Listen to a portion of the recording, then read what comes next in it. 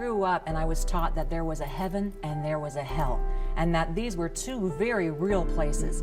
And I just knew in my heart that the way I was living, that the Lord wouldn't be pleased with this.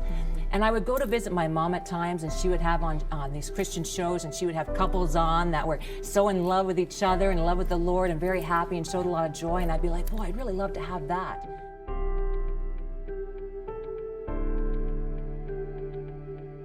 I would go to our home church where they were so good to us when I had Priscilla, and then I would see it from a pastor. He would weep when he would share about the love of Jesus for us. He said, I wake up early in the morning and I grab my Bible and I spend time alone with Jesus.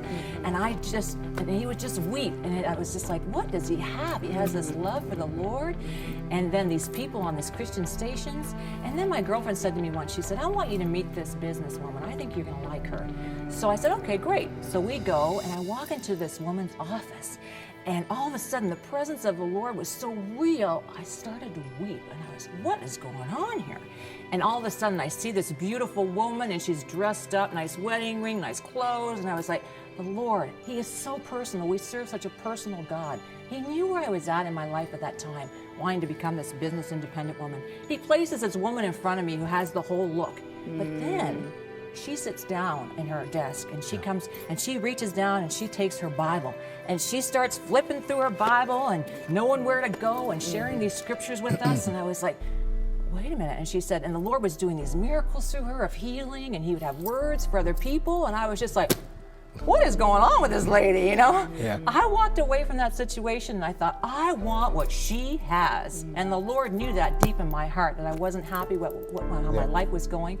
So I had to go back to her and I said, what do you mean the Lord's doing this? How do you do this?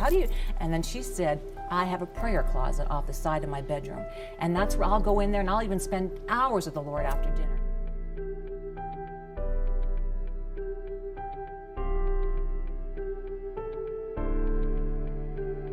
And here she is, this businesswoman, has a family, runs this business with her husband, spends these hours with the Lord. How do you do something like that? Well, I grabbed a hold of that, pondered it in my heart, and I walked away from there. And it wasn't long until after that my lifestyle caught up with me, and I ended up being in this financial mess. And I was like, what do I do now? Call Mom.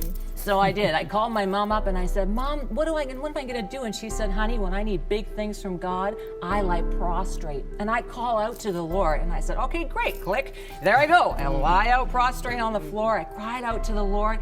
And then it was like, these 4 questions came out of that time. Where do you want me to live? Who do you want me to be with? What do you want me to do? Lord, send me someone who can teach me more about you. And then after this full surrender to God, it was like, woohoo! When you do that, hold on to your seat, because you are ready for the adventure of your life.